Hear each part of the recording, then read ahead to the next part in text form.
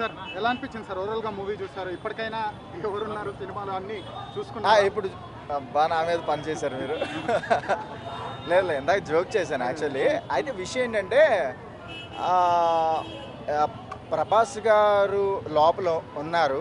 Actually ఆ థియేటర్లో చూస్తుంటే లోపల ఆడియన్స్ అందరూ కూడా ప్రభాస్ గారు ఎప్పుడు వస్తారా అనే ఎదురు చూశారు.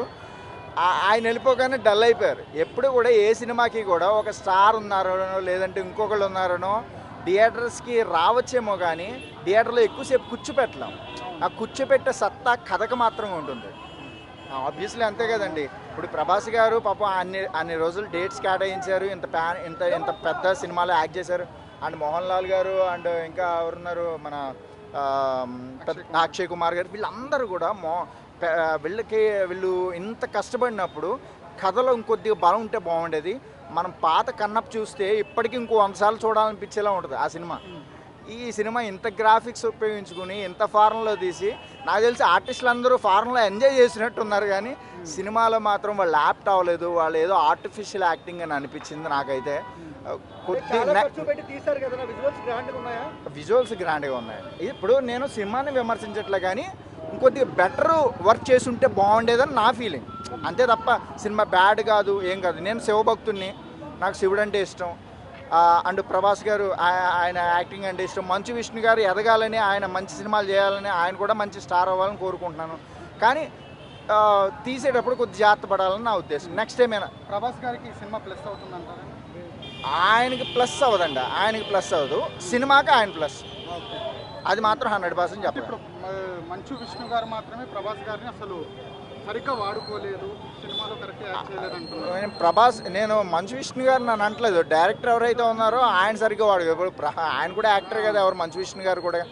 డైరెక్టర్ గారు సరిగ్గా వాడుకుని ఉంటే బాగుండేది. ఎందుకంటే వన్స్ ఇప్పుడు మీరు గమనిస్తే థియేటర్లో ఆయన వచ్చారు, అందరూ షాక్ అయిపోయారు. అసలు ఆయన వెళ్ళిపోగానే డల్ అయిపోయారు. ఇలాగా ఏ సినిమాకి ఆ సిచ్యువేషన్ ఉండకూడదు.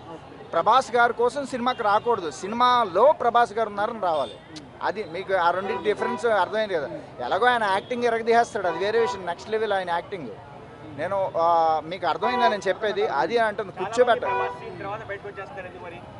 అదే కదా అంటున్నాను నేను, డైరెక్టర్ గారు సరిగ్గా వాడుకోలేకపోయారు. అదే నా బాధ కూడా. అరగంట ముందే బయటకు వచ్చేసి సినిమా 20 నిమిషాల కోసమే వచ్చామని బయటకు వచ్చేస్తున్నారు.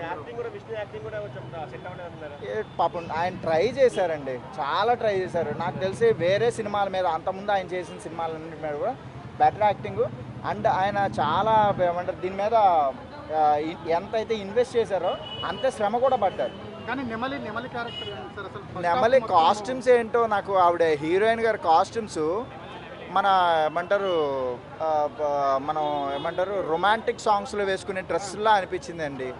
దాన్ని ఏమంటారు డిస్కో డ్యాన్స్ వేస్తారు కదా, ఏంటో ఆ కాస్ట్యూమ్స్ మీద ఇంకొద్ది గ్రిప్ పెట్టుంటే బాగుండేది. ఫస్ట్ హాఫ్లో కొంచెం రొమాన్స్ ఎక్కువైందని కూడా. రొమాన్స్ ఉండొచ్చండి, తప్పేం లేదు. ఇప్పుడు అన్నమయ్య సినిమాలో కూడా రొమాన్స్ ఉన్నాయి. రొమాన్స్ గురించి నేను మాట్లాడట్లేదు. Romance okay. ఇప్పుడు ఏమండి భక్తి ఉంటే రక్తి ఉండకూడదు ఏంటి? సెక్స్ అనేది ఎవరు ఏమంటారు దేవుళ్ళు కానీ లేదంటే మనుషులు కానీ లేదంటే రాక్షసులు కానీ అందరూ సెక్స్ చేసుకుంటేనే పుడతారు. అది ఇప్పుడు దేవుడి సినిమా అయితే సెక్స్ ఉండకూడదని రూల్ ఏం లేదు, లేదంటే రొమాంటిక్ సీన్స్ ఉండకూడదని రూల్ దాని గురించి మాట్లాడద్దు ఎప్పుడైనా. అది కొంత శృతి మించకూడదు. అదే మనం ఏమంటారు శృంగారం అనేది మనం ఎలా చూపిస్తే అందంగా ఉంటుందో అలా చూపిస్తే బాగుంటుంది. అది అలా చూపించలేదనే కదా నా బాధ కూడా. విష్ణు గారు ప్రయత్నించారండి, ఆయన చాలా ప్రయత్నించారు. ఆయన ఇంకా ఇంకొద్దిగా చాలా సంవత్సరాల తర్వాత ఇప్పుడు ఒక మంచి హిట్ పడ్డదంటారా లేకపోతే ఇది హిట్టో ఫ్లాపు అనేది నేను మాట్లాడను కానీ ప్రొడ్యూసర్ అయితే సేఫ్ జోన్లో ఉంటాడు నాకు తెలిసి. ఎందుకంటే ప్రభాస్ గారి వల్ల నాకు తెలిసి మళ్ళీ ఇప్పుడు వచ్చే జనాలు ఎవరైతే వస్తారో అందరూ కూడా ఆల్మోస్ట్ 99% ప్రభాస్ గారి కోసం వస్తారు. ప్రొడ్యూసర్ సేఫ్ జోన్లో ఉంటాడు. కానీ నెక్స్ట్ టైం దేవుడు సినిమాలు తీసాడు, ఇప్పుడు కొద్దిగా ఒళ్ళు దగ్గర పెట్టుకుని కొద్దిగా పాత సినిమా ఆల్రెడీ ఉన్న సినిమాలు చూసి ఇంకొద్ది మన తెలుగు డైరెక్టర్స్ని తీసుకుని తెలుగు నటులను తీసుకోండి, మంచి మంచి నటులు ఉన్నారు, వాళ్ళందరినీ తీసుకుని తెలుగు సినిమాలు తీస్తున్నప్పుడు ఒళ్ళు దగ్గర పెట్టుకుని సినిమాలు తీస్తే మంచిదని నా ఉద్దేశం.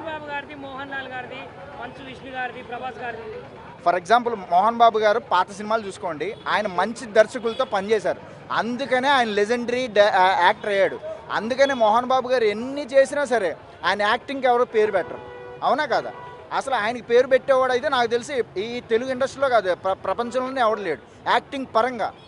ఎందుకంటే ఆయన డైరెక్టర్ ఏం చెప్పాడో అదే చేశాడు ఇప్పటివరకు.